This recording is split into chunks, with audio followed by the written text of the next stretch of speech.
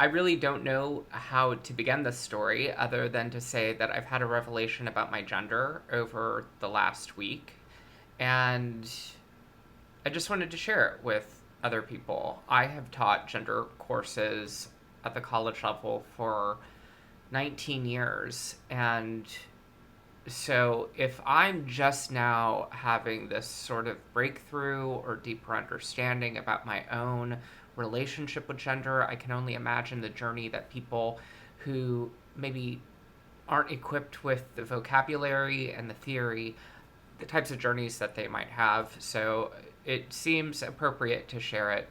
I was always a different kid when it came to, I mean, not always. I mean, I knew I was gay from a very early age, or I knew I liked men from a very early age.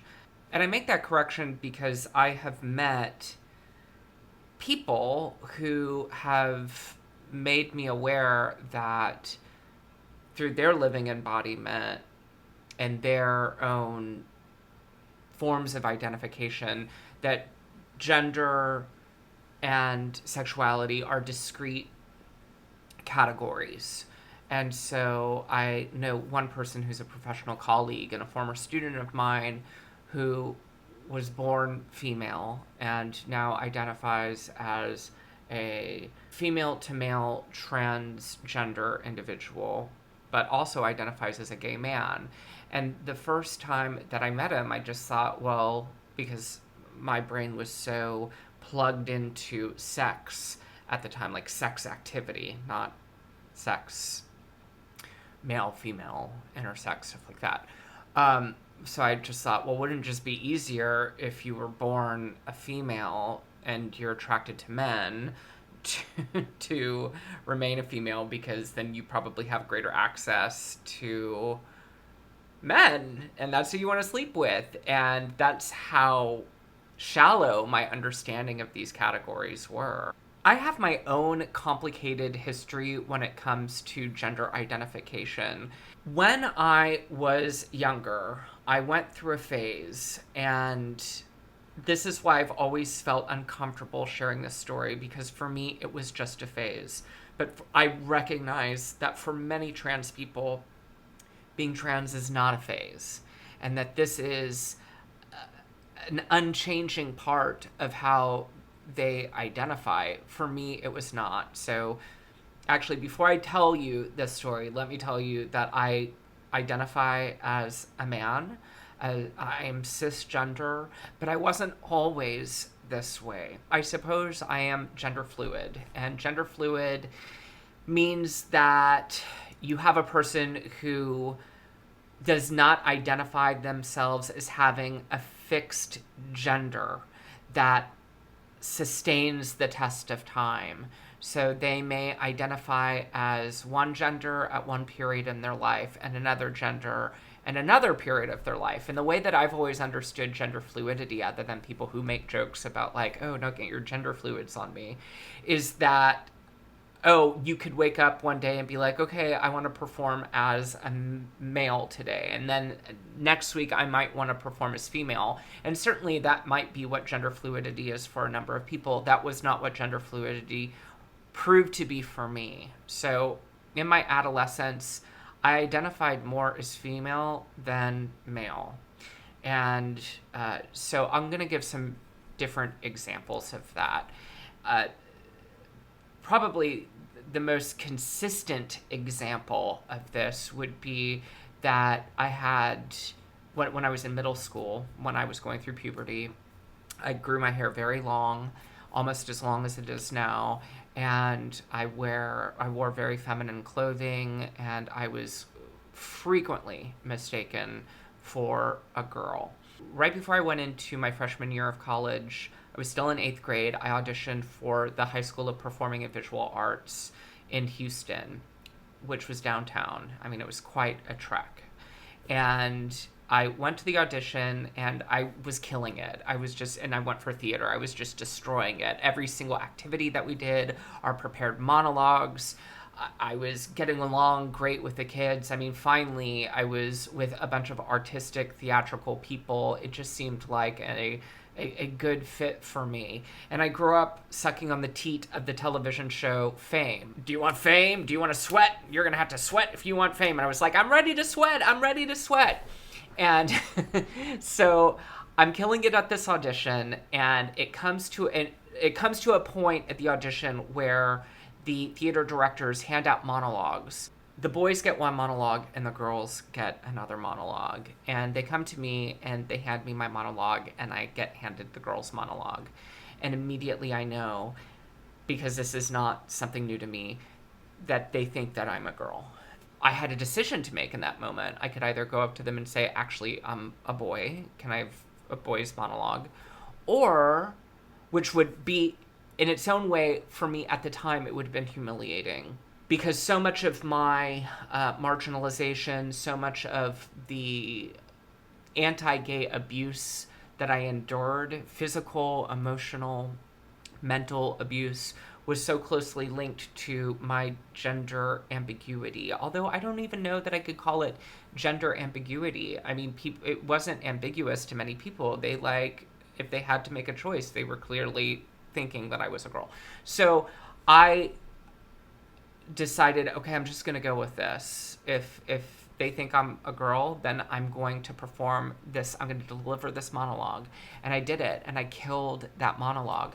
And then after the audition, they asked me to stay behind, and they took out my application, and they pointed at it, and they said, this is incorrect, right? And it was a part of the application where you had to mark if you were male or female. And I had marked male. And I didn't know how to respond in that moment. I just went with it. I said, yeah, that's incorrect. And then I got into my parents' car later, and they asked me how it went, and I didn't really want to talk about it, so they knew something was weird. And I think maybe a month later, I got a notification that I had been invited back for a callback audition, and my parents were really excited for me, and I told them I wasn't interested in going, and they kept asking, well, what happened at the audition? And of course, I didn't want to tell them because I was embarrassed. So I didn't go back to the High School of Performing and Visual Arts for my callback audition. But I often thought, wow, I really messed up an opportunity. I could have attended this school. Nobody would have known anything about my background. Nobody would have been from my neighborhood.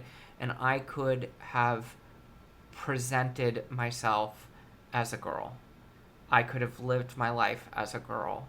And I might have had boyfriends, and I might have been able to live a life that I had only imagined and play acted being when I was in the confines of my bedroom and my bathroom behind locked doors, because I would often steal my stepmother's makeup, and she had this white dress that I would take all the time.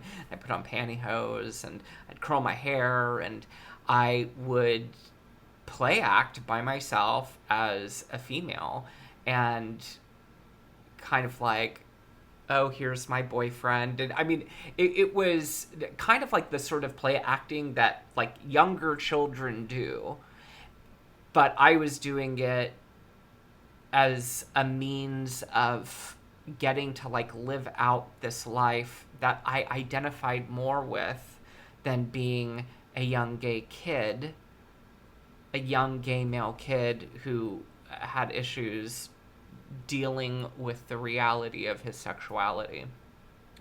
And I did this sort of play acting well into my early adulthood, I would say up until I was like 18 years old. Whenever I would be in my bedroom, sometimes I would lock the door and I'd put a black shirt on my head and put on makeup, and I would lip sync to the Madonna, what was it? The Dick Tracy album. And so I loved it because it was so theatrical. And when I say this, I'm sure that there are people who are thinking, oh, well, then maybe you just wanted to be a drag queen. And I have to say that wasn't it. Like, I definitely identified more as, like, I should be in a woman's body, not I want to dress up and perform as a drag queen. I mean, they were just two totally different things for me. But after I came out of the closet, I did start to I guess, shed that part of myself. I began to identify increasingly as male. And by the time I reached my sophomore year of college, I wasn't dressing up anymore, and I didn't really have any desire to do so. And I mean, even when I was a kid, I would play with Barbies, and I was just always more interested in that stuff. And then when I became a young adult, when I came out of the closet at 18, I realized, oh wow, I get to hook up with guys. And so I don't exactly know why the shift happened and why I started identifying less with being female and more with being male, to the point now where I can't even imagine identifying more as female. But that's pretty much my story. I just sort of had the realization that, oh wow, I guess I'm gender fluid. I don't know that I am anymore, but again, that's part of the. It's not a very sticky term.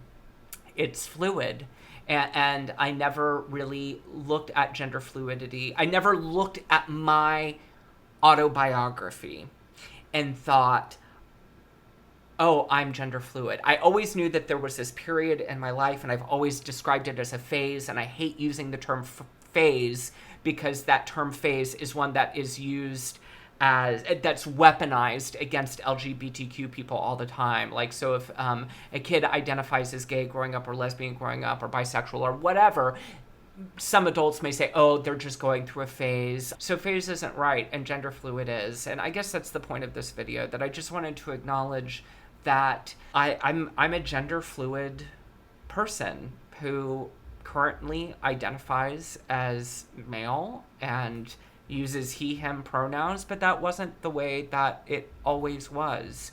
And when I did not identify as male, I didn't have the vernacular, and I didn't have the intellect or training or education to articulate who I was at that time. But now that I do, it's important to tell the story.